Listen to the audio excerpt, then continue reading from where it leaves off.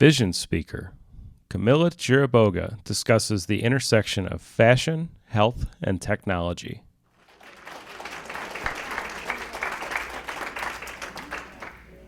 So hello everyone, as she said, I'm Camila Chiriboga, and I wanted to kind of explain to you what actually fashion means at the intersection of health and technology. It's kind of a new field that's happening, and so I'm going to explain to you a little bit of backstory of how I started. So for me, it started with a trip I had to do to the hospital to get kidney surgery, and even though it wasn't such a complicated process, I realized that when I couldn't dress by myself and I needed someone else to dress me, and just the frustration of not being able to choose what I wanted to wear after being in fashion school for so long, I felt really, yeah, it was terrible. And so I just realized that when I couldn't even put up my pants alone, I needed someone to help me, of how that independence for me, it was just temporal, but there are people who have a challenge with dressing every day, and I kind of wanted to address that. So I found the opportunity between these fields of like, how could fashion exist in the medical field, but also with the new technology? As was spoken of in the previous presentation, technology is very important. And so my first collection was for people with diabetes. So I went into what are the different insulin injection methods and monitoring methods, how could this work in fashion? And with a few of my close friends who were diabetic, I investigated what are the different areas of the body that need insulin injection methods, where could you monitor it, and then transform that into fashion. So this is very early sketches, first year sketches, but how could we actually create garments that don't look medical or don't look as adaptive wear had previously looked, and provide solutions. For example, that was for injection method, this is for insulin pumps. And then these were some of the final garments that had different access points through zippers, and different openings, for example, with sweaters, without you having to take off your garments. And then I went to a class called Open Style Lab. So Open Style Lab was a very new class that started at MIT and then came to Parsons because they needed more fashion designers and a more fashion perspective. Because actually garments, it really matters how it looks. It can't just be functional, but it has to make you feel beautiful and feel your best. And so at Open Style Lab, I met Sean, the woman I was working with, and I created a coat for her different mobility, posture, and dexterity. And so with her week through week, I went learning about her lifestyle and created a coat that here you can see a few images of Sean in Central Park modeling her new coat, and she's a big accessibility and disability advocate, and so she wanted a coat for all of these events she had, and she couldn't find something for her specific body. And then one of the last projects before my thesis, that's what I'm going to explain, was with a company called Care & Wear. So we embraced redesigning the hospital gown. After my hospital experience, I was very glad to be able to redesign the hospital gown. And yeah, and so these are just 4 of the 70 prototypes we went through to get to a good solution, and it's still being user tested. But it got great acceptance in the industry, not just fashion, but also medical. And now it's being used in hospitals in New York and got published on the New York Times. And so here's, so it's different. So it was balancing what the caretakers need and what the patients need. Because it's not just the patients that are putting it on. Sometimes the patients don't have any mobility, or are, for example, are bedbound or something, and the caretaker has to dress them within 3 to 5 seconds. And so we had to create a gown that was easy for someone to dress or dress yourself. And also access, for example, we had to talk to all the different doctors, all the different kinds of nurses, how they had to access the body. And here's an image of how the gown works with telemetry pockets opening on the back, and then someone wearing it. Could you please describe the... Yeah, please. Yes. Okay, so the gown, there's a guy using a gown, it's open to his left, and it has a tie inside, because there it can hold on without you exposing your whole self, because right now, as it just has one big opening, you're exposing either your back, usually, or your front. And with this, you have a little flap that covers your front, so you're not exposing everything, and doctors can still get access to the chest area. And then in the back, we wanted the patients to easily be able to go to the bathroom, so there's a little flap on the back, so you can go to the bathroom without exposing your whole back. So those are the images. And then, so what I wanted to get to was my thesis project, and that's why I'm here today. So it was describing, through looking at where technology is going with all the waves of virtual reality and all social media depending on screens and phones, on images, I just wanted to think about how could that affect people who cannot interact on these mediums. And so my thesis premise was, what if I could create a more inclusive system of fashion for people who were blind and visually impaired with a more holistic sensorial experience? And so that's when I started researching, what does actually blindness mean? So for me, it's embracing the world through sound, touch, smell, and taste in dimensions sight could never allow us to, understanding the world in a completely different way. And it was a departure from what fashion originally was, because fashion is mostly based on how do things look, on catwalks, on magazines, on images. And I wanted to make fashion touch all of these different kinds of sensory experiences. And so kind of to walk you through, because this is a new space, I wanted to walk through how my design process has worked for designing garments and accessories for people with special needs, but also how human-centered design is such a big focus of this. So first, for me, it was learning about the community. So who am I going to design for? So learning about statistics, overall population, what is the proper language to use, what are activities people are engaged in this community. So just to give you a brief overview, you might already know this, but there are 285 million people who are visually impaired in the world, worldwide, and then 22.5 million who are above the age of 18 in the US. And most people who are blind visually impaired are above the age of 50 because of age-related diseases. And something I learned with different educators of children who are blind or people who are in centers for assistive technology, they told me that actually a very small percentage of people who are blind visually impaired know Braille. Out of the people I worked with around 35 to 40 people, just 3 knew how to read and write in Braille.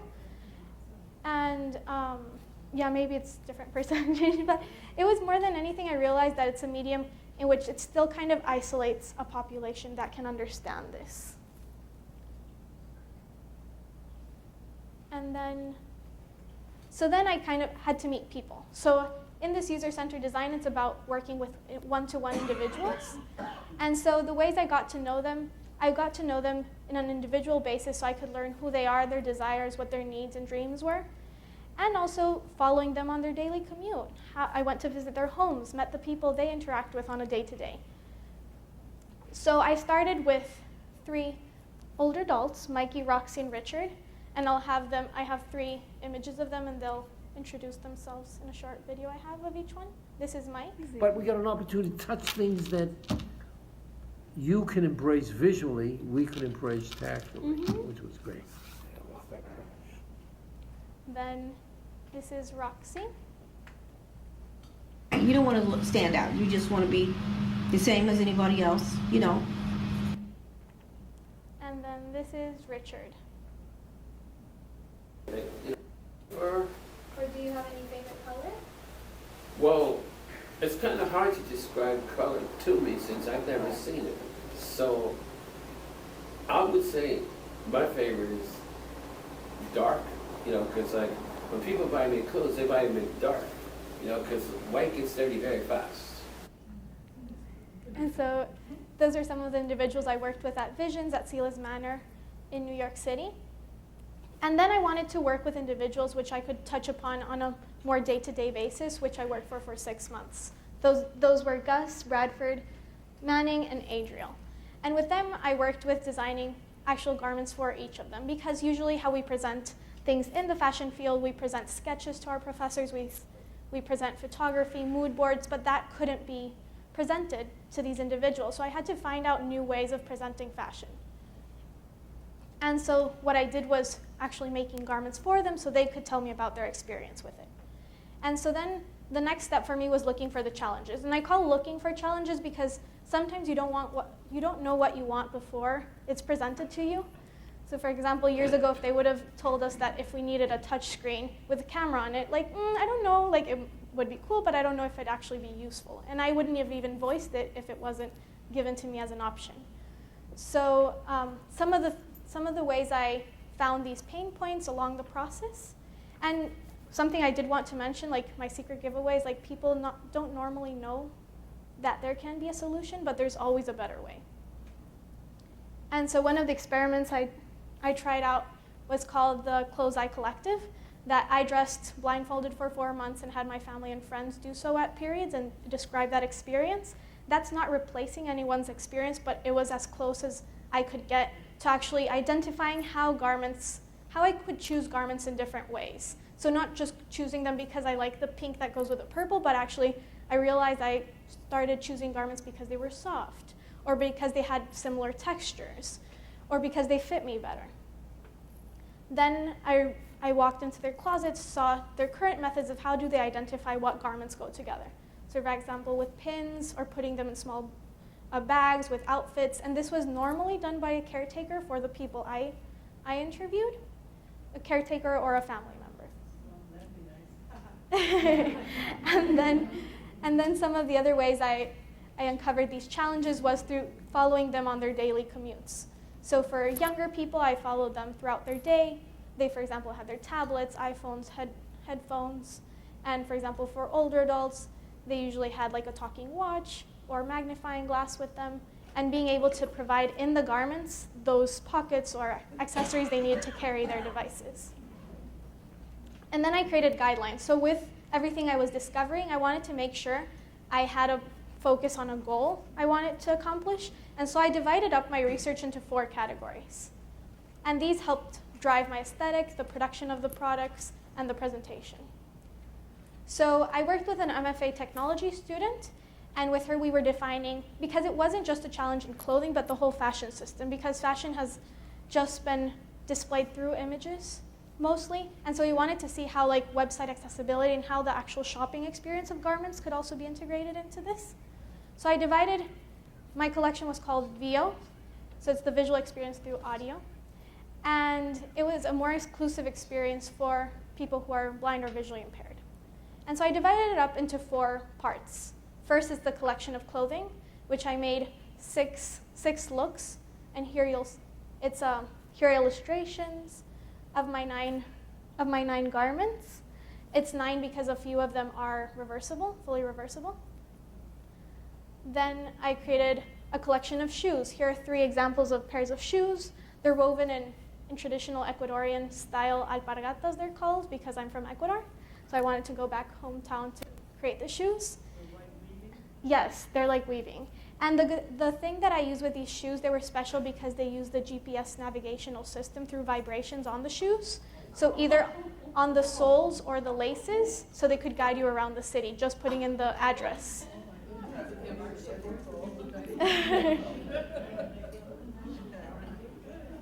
Then the next phase was the online platform. It was a prototype because we realized that having a fully accessible website is a challenge. We had to do it under 6 months. And so we also outlined, because accessibility has been addressed, for example, by major technology companies, but not much by the fashion industry.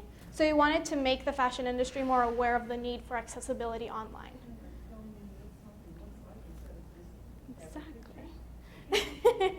And then the last part that kind of addresses what you're saying was a tagging system and a new language. So when I was speaking with different professors and different educators for people who are blind and visually impaired, they voiced that Braille is just for that community, but most sighted people do not even know how to read Braille, and it's hard to learn because of the dexterity it takes. And so one of the things they asked me to is kind of create a new language to understand visual world, and more than anything, fashion interaction on a day-to-day basis. And so I realized through these 4 different categories I had, the collection, the shoes, the online platform, and the tags, the fundamental challenges I had to address were for identification, interaction, and safety. So identification means recognizing the garment you're going to put on, or being able to recognize the garment on an online platform. Then the interaction meant the daily using, so putting on and taking off things, making it easier, as well as making it easier to actually the experience of using the interfaces. And for safety, garments were made to protect our bodies, so how could they how could they provide greater protection as well as interact with assistive technology. And so then the last phase, I'll kind of walk you through how I sketched, prototyped, and played and create in this fashion space. It's something fashion designers have done, but I also had to dress it in different ways. So I usually start writing out words, and here's like some scribbles of like words I usually write out for my ideas. Then I had some fashion illustrations on different bodies of how the garments would work when someone is moving, what are the different features on the garments. Then I usually would drape on different mannequins and on the people I was working with, so draping on their bodies. And then I had to lay out the patterns to actually cut a few of the garments, cut them out, and be able to sew them, and thinking of how the functionalities would work. And finally, something that was very important was the textural exploration. So I took fabric swatches to the different users I was working with, and they'd tell me what they liked the feeling of, what they thought it would be used for. For example, oh, you should use that more for a jacket, or you should use that for a shirt.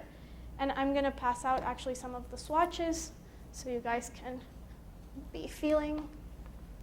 So what you're going to be touching was what I took at the center. I worked with the teenagers and the older adults to be able to user test these. What would they prefer for their garments?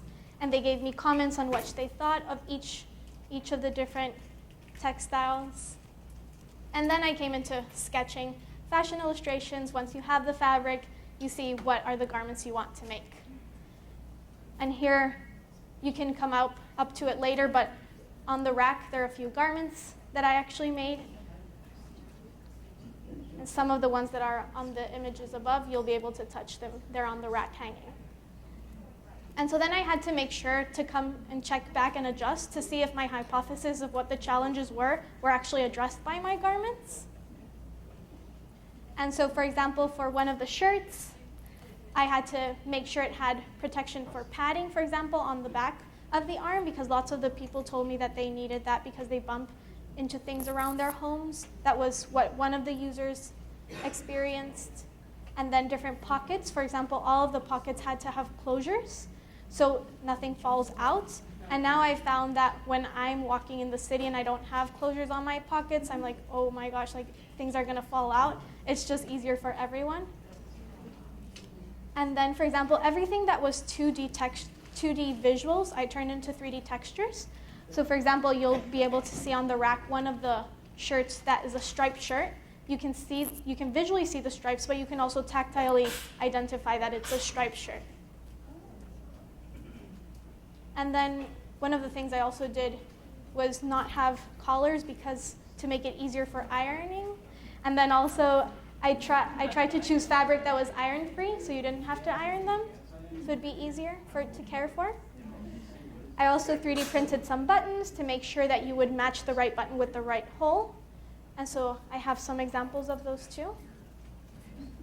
And then this, for example, one of the jackets I created that also was a plaid jacket, but I stitched the plaid line so you could feel how it would look visually. And also, for example, some of my users addressed that, for example, when I was playing with the textiles, they asked me to use velvet on the trims of the different closures so they identify, for example, where the pocket is, where the zipper is going to be with the velvet details. And then here is Richard using one of the jackets that was made for him. And then the last part is the user testing. So I actually made each of these garments for the individual users, so each of them will be able to experience and give me feedback on them. And that's a process I'm still going through. So right now they're using them, they're out in the world, I'm gonna find out what happens and keep gaining feedback from their testing. And then this is, for example, a jacket. This one is really big and Sammy has it right now, he's user testing it. But it's green on the one side and denim blue on the other side. And it's a rain jacket he voiced he wanted because he had bought some really cool shoes and wanted a rain jacket to go with it.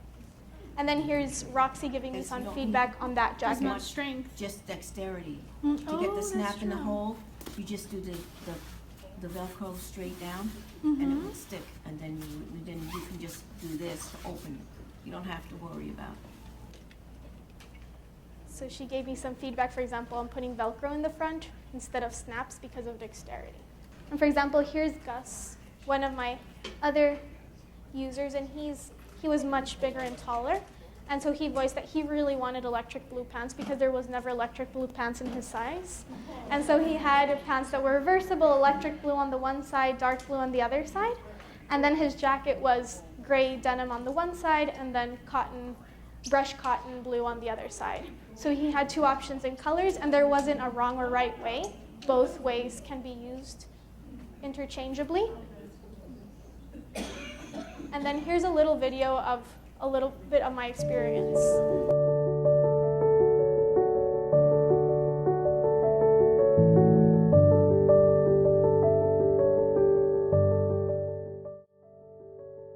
The exploration of methods for a more inclusive system of fashion for the blind and visually impaired. My brother and I have an eye condition called Stargardt's disease, which is a juvenile form of macular degeneration. And so there's a lot going on in the research community right now to cure this disease, but also a lot of other retinal eye diseases. Brian and I have always been very vigilant to touch. We learned to read Braille when we were young kids because they weren't sure how quickly we would lose our eyesight. And basically, when you go shopping and you have a visual impairment, when you can't see the price or the brands or the tags or even the colors that well, you just screen everything by touching. I will do this by employing a more integrative sensorial experience in my collection and process. My name is Gus Chalkias. I'm 44 years old, and I'm an assistive technology specialist and a rehabilitation counselor. So I teach people who are visually impaired how to use technology in the workplace and school for their personal lives, and I also provide counseling services. So out of college, I worked as an accountant for a number of years, and then over the course of 3 months, my vision changed very drastically from typical to visually blind. What do you feel completely comfortable in? Honestly, my favorite clothing is like a long sleeve t-shirt and a pair of jeans. To empower their unique abilities, enabling them to create their own identities. So I was born already with visual impairment. Uh-huh. I was actually born blind. Okay. Because I had cataracts. Uh-huh. That means They're covering you're both born. eyes. Yeah. Uh-huh. And then my mom noticed because I always searched the toys that had light. I'm very conscious on how people look at me and how people would judge me on, just whatever on me. So I am always conscious of what I wear, so I don't look weird or someone might say, oh, that doesn't match, I don't want that. So I'm always conscious of how I look and, so all that. Against your eyes and you see a bunch of lights. That's how I see through my lights. So I developed a set of rules of how to design for the blind, completely blind. But it's things that I feel like could help anyone else anyways. And so my 3 categories, what I saw problems with was with identification, with interaction, and safety. To become more independent and confident.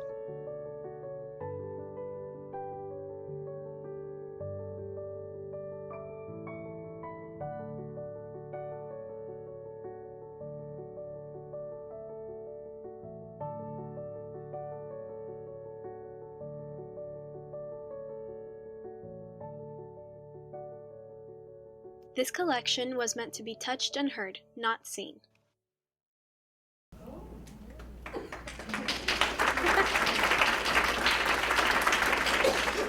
And then one of the last outcomes that I never had predicted, so it was the 5th outcome, was how much attention it would receive from the fashion industry. And that was quite a surprise because it was a big departure of how fashion had previously been done. And so then I had to think about how am I going to be presenting these ideas. It was very important for the community for me to be able to provide garments for them to test, but also for the fashion industry, how would I create a guide, a lookbook that would look just like other fashion and putting people on a pedestal of it's okay to present people in a different light.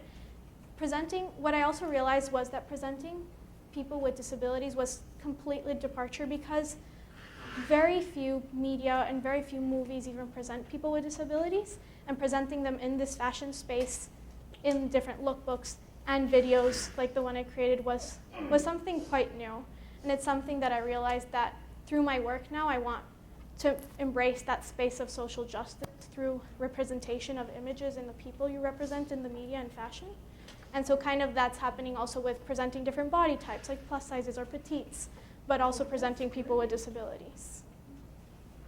And so this is a video that came about. This is another kind of summary, but this happened after winning an innovation award competition by the AARP. You guys might have heard of them.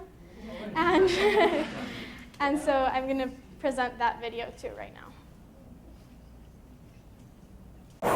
Fashion is such a powerful tool. It's a way of being inclusive. It should take a stand on how we're evolving as a society and making a positive change. My name is Camila Chiriboga, and I'm a fashion designer. I created a collection of menswear, and I wanted it to disrupt the way we think about fashion. How do you explain actually a whole visual world for people who are not able to see? I see basically light and dark. Sometimes if the lighting is just right, though, I'll see a color. I can see the difference from when the sidewalk ends to when the street begins, and I can see oncoming people, but I couldn't tell you any really distinguishing features about them. I've never seen colors. I'm a totally blind person from birth. Veil can work for everyone, but I designed it working in collaboration with the blind and visually impaired. My clothing has special features that help us with identification and interaction of the clothing and for safety. There's been a lot of different elements that have been brought into the designs, like the added security of zippers, especially if somebody is going to be having any dexterity issues. It's going to be easier to manipulate these things. They have all different types of fabrics to them, so you can feel all the different textures. They are multifaceted, so you can wear them inside and out. Everything is reversible. I created a tagging system with a color code that we could scan with our smartphone. Heavy reversible, hooded parka. These tags would allow people to be more independent, as they will be able to choose their own clothing. Clothes have to look good. They gotta feel good, they gotta feel right. It's nice that Camila considered that. Now, with the color technology and the barcodes, there is more possibility and more opportunity. Even me, I could adopt a new fashion sense and style. People with disabilities are often undervalued and disregarded. We live in a very visual society, so fashion is definitely one of those aspects. Like, why shouldn't somebody who's blind look nice? My mission as a fashion designer now is creating change with what I make. Learning about all these different people and their lives. Design now means thinking about people with different needs. I hope to create more possibilities for all of us.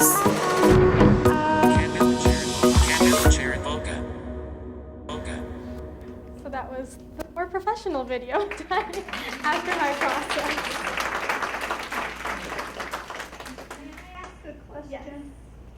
What do you anticipate the availability and the price to be as compared to, clothing off the rack?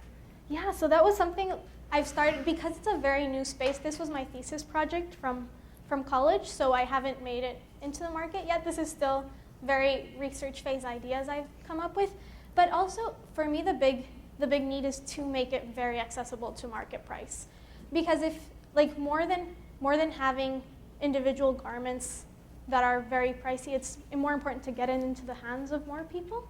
But at the same time, it's important to make sure it's a product that will be very high quality for it to last, because that's also important in just sustainability and waste, in forms of not creating just tons of new product, but actually creating product that will matter, will be functional for people, and you'll be able to have it for a long time. So that's something important, and that's something that's actually that's a question I'm also exploring myself. How can you get all these solutions to be marketly viable and also feasible for a business? So that's something that will be coming in the next years. The first adaptive line is done by Tommy Hilfiger. It's called Tommy Adaptive. That's focused more on people with dexterity challenges and also people with mobility challenges. So for example, it's made for people with seated position or also people with prosthetics, and that's the first collection that has ever launched for accessibility in the fashion space. And because before there used to be more adaptive wear, but it was very medical or engineer kind of product design focus and not fashion focus. And the fashion focus is very important because how you dress reflects how you act in a day. If you have the most amazing pair of jeans and a dress you love, you'll just shine and you'll be able to produce better work, you'll be able to interact better with others. So we realized that really affects the way you feel. And so that's why it was important to bring this conversation into the fashion space. And then, so some of the things that I learned through this process, and because it's a very new space, was that one of the first things it's for the fashion industry or anyone designing in the space of accessibility is like, it has to be human-centered. So you, for example, fashion is usually designed through an inspiration, but not in the interaction of a one-to-one person, and that was very important in this kind of design. Then I realized that collaboration is key. If I wouldn't have worked with doctors, with professors, with education leaders and professionals, experts in assistive technology, I could have never learned as much as I did, only through my fashion education. So it's something with collaboration with different industries that's important for this. And then third is that design really matters. So even though it's functional and maybe people in the medical industry have worked really hard on it to make it very functional, or for example, engineers have worked to have the technology perfectly working, if it doesn't look beautiful, people, it won't, and it's something, for example, any assistive technology, it has to be beautiful because something you're with, it's on your body, or you're using it every single day of your life. You want it to represent who you are as a person.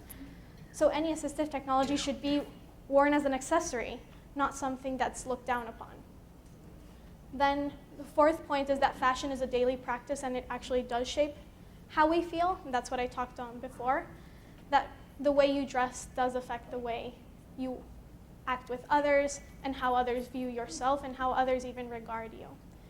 And then one of the things I had to do was embracing the unknown and staying curious, because when I presented this first, I presented it to a group of people at Visions, and I said I wanted to create fashion for people who are blind and visually impaired. And they were like, why would you segment us? Like, why do we need something different? And it was in the day-to-day interactions, which I was like, oh, what if I change, for example, what if I put a zipper here? Would it actually make it better? And they're like, oh, that would actually make my life easier. Or what if I change this way of buttoning? What if I replace these buttons and made them differently? They're like, oh, that actually would be easier.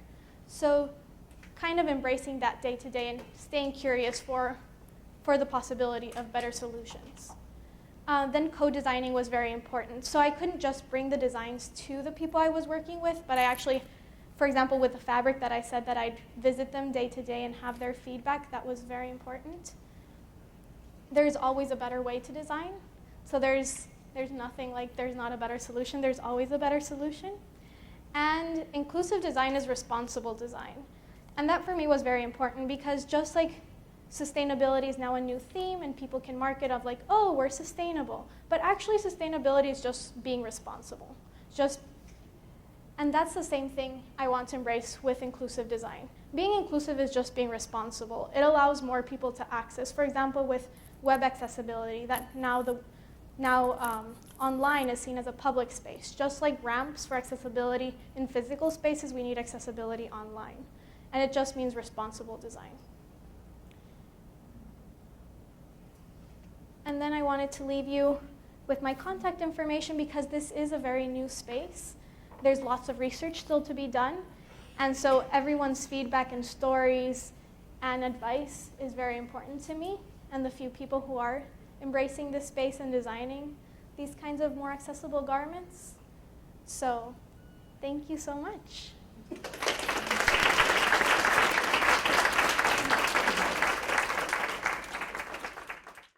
This program was recorded on May 16th, 2018 at the Ann Arbor District Library.